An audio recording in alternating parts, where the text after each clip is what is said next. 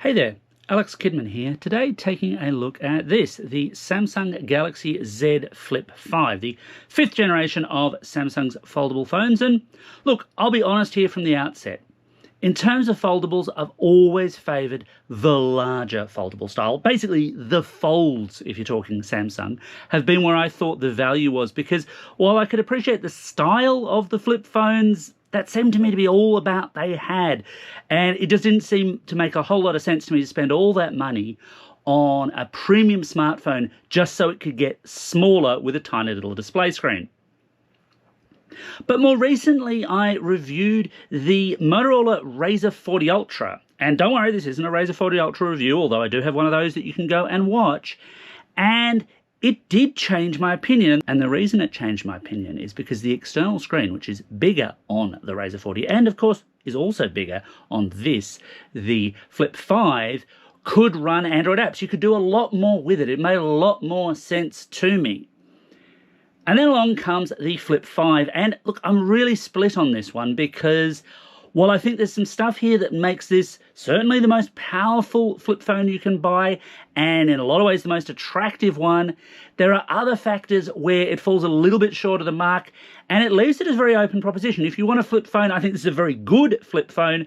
You should also consider the Motorola, but this gives the Motorola a lot of challenge. Let's get into why that is. So on the design front, Samsung has made some changes. One of the biggest is at the side here, where the previous flips never quite folded down square. This one does.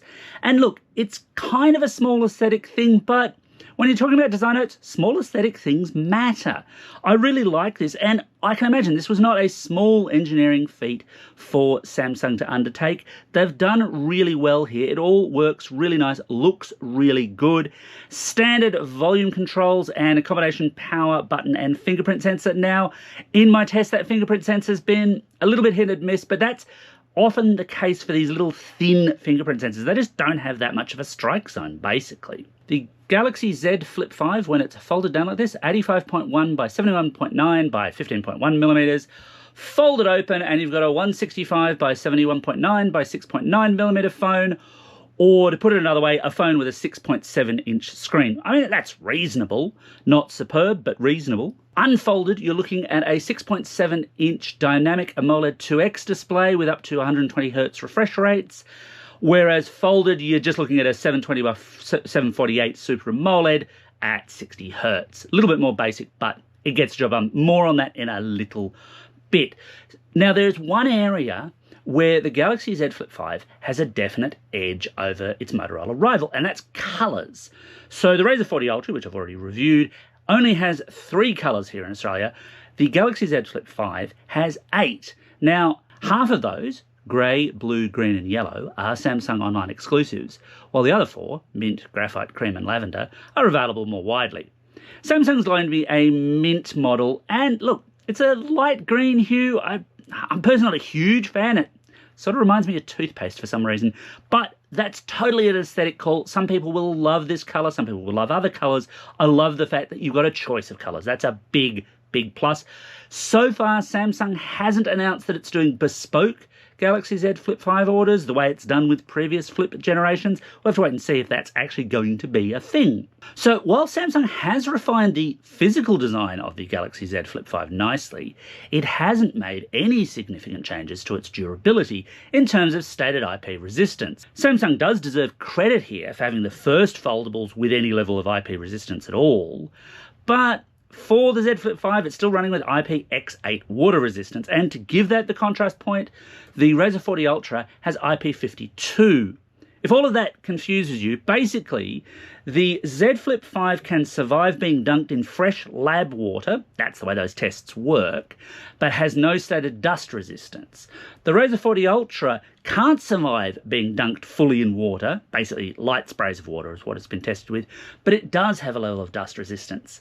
I still think that while you don't really want to damage your phone in any way, the pendulum swings more towards Motorola, and I really wish Samsung had done just that little bit more to say, hey, yes, we've got a level of dust resistance in this as well.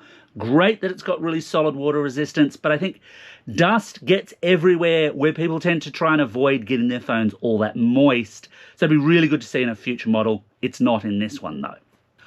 On the camera front, look, this has long been the story for flip phone cameras, that you're paying premium money, but you're not quite getting premium cameras. And unfortunately, that's still true for the Z Flip5. So at the back of the phone here, you've got dual 12 megapixel lenses, basically wide, ultra wide. There's no telephoto. There's digital zoom, but that does not count. While the front of the phone, and this little hole punch, houses a 10 megapixel sensor. Of course, when it's folded down, you don't have access to that at all. You've only got these two, but then you can do wide selfies and a variety of interesting effects if that's to your taste. Still, this does not compete with the best that Samsung or its competitors can offer at this kind of price point. It's the biggest compromise that this phone has. The cameras aren't as good as you can get for this kind of money. But does that matter?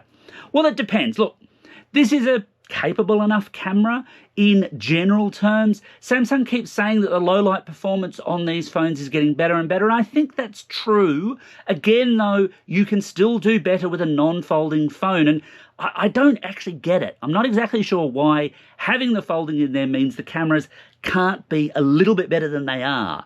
I suppose that might bump the price up again a bit more, but you're already paying premium money. I get this feeling that the consumers for phones like these are going to be willing to pay a bit more to have even better. Basically, Samsung, why not make these the best phones they can be? One area where Samsung definitely has not skipped is in terms of performance. So the Z Flip5 is powered by a Qualcomm Snapdragon 8 Gen 2 processor, and that's paired up with 8GB of RAM and either 256GB or 512GB of fixed storage. The model I've tested with is the lower spec 256GB variant. And look, in terms of specs, that's currently cutting edge for any Android phone, and there's no doubt this makes the Z Flip5 the most powerful flip phone you can buy.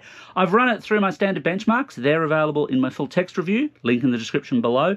But basically, yeah, this smokes everything else in the flip space and competes pretty well in the Android space as well. There's not much that you can't run on that internal display. The Z Flip5 runs Android 13 with Samsung's own One UI on top of it. And look, personally, I prefer a basic Android approach, but in the launch space, One UI is one of the better alternatives out there, and it's typically quite well suited to Samsung's phones. Samsung's promising 4 years of Android OS upgrades with the Z Flip5. That's really good, and 5 years of security updates too. It's basically market leading for a non-Google Android maker right now. Great stuff, Samsung. Well done. And then, of course, there's the external cover display, or flex window in Samsung speak. Officially speaking, the Galaxy Z Flip only supports Samsung's limited suite of pre-approved widgets on the Flex window. And look, they cover a decent array of the kinds of quick tasks you might want to do with the phone still folded. The larger screen does mean when the keyboard comes up, yes, it's possible to type on it. And that all works reasonably well within those constraints. But those constraints did annoy me, however, simply because the Razer 40 Ultra doesn't have those limits at all. If you've got an Android app you want to run on its cover screen, you can do it. It might not fit well, it might not run well, but you can officially try. Samsung, at least officially speaking, doesn't want you to try, or, well, does it? So you're probably going to read, and you may have read already online, that there is a way to get a wider suite of apps running on that cover screen. It's via an app downloadable through the Samsung Galaxy Store called Good Lock. Good Lock's been around for a while now as a One UI tweaking app, and a lot of sites will suggest that it's made by Samsung itself, that it's Samsung's app. I think they're wrong. In fact, I'm pretty darn sure they're wrong. If you look at the information for Good Lock in the Galaxy Store, it's coming out of a company called Good Lock Labs, not Samsung itself within the Samsung Galaxy Store. Samsung's own apps bear Samsung's electronics branding. So I strongly feel this is third-party software. Now, it does work, and I could get other applications that are, strictly speaking, not meant to run on the Flex display to run on the Flex display by using it. But it's a bodge. It's a hack. And why that concerns me, in one sense you could say, well, look, if it works, it works. It's not that difficult to install, frankly. So, hurrah, this is better than what you can get with the Razer. The issue I have is because it's third-party software, Samsung could, in all sorts of different ways, block it, deliberately or inadvertently, in fact. And then you'd just be back to those basic widgets. I don't know exactly why Samsung didn't incorporate this just as a standard thing with a warning of, hey, apps might not run that well, because they've already done that with earlier generations of the Fold. They basically used to say, well, yeah, apps might run a little bit strangely on that very thin display, for example, that the OG Fold had. And as such, that means that this is a solution that works right now, but there's not a huge guarantee it's going to work in the future. That makes me a little bit concerned. What about battery life? So my battery experience with the flip phones, and especially Samsung's flip phones, have not been great, although it has been improving over the past couple of years. The very first generation Flip had pretty poor battery life. Ever since then, it's been going up and up and up, but only incrementally. And that's still pretty much the story for the Flip 5.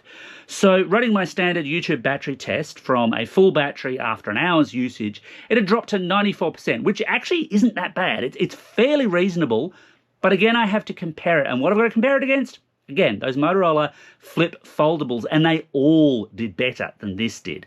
Again, full table in my full text review, which you should read, but the takeaway of this is the battery life is decent, and certainly anecdotally, yeah, you'll generally get a day unless you're hammering it. Everyone can send a phone flat within a day if they are so inclined, but it's not the best that you can get in this space. So should you buy the Z Flip 5? Well, look, it's an interesting one. I am genuinely a bit torn about this one, because on the one hand, it is the most powerful Android flip phone you can buy, easily outpacing the Razer 40 Ultra. It's got a wider colour choice for the style crowd, the refined design is a bit nicer, and the expanded cover display widgets work really well, especially if you add in that Good Lock app. However, it's less physically robust, the battery life's not quite as good, it's more expensive, and its cameras just don't compare well against what you can get at this price point in a standard phone. And that leaves it, well, I mean, it leaves it very much where foldable phones have been for the past couple of years. They're still premium luxury devices. This feels like a luxury device, and that's both a good and a bad thing. Feels like a luxury device is a good thing because it's well built and it runs fast and it looks nice and it's eye-catching. But if you gave me the choice, I would still probably opt for the Fold while deciding on whether or not I like this more or less than the Razer. And what that means is if you are in the market for this, consider the Razer as well. Look at your price points, look at what you can get as a deal at the time that you're buying it. This is a very good phone in a lot of ways, but it's got some very good competition too.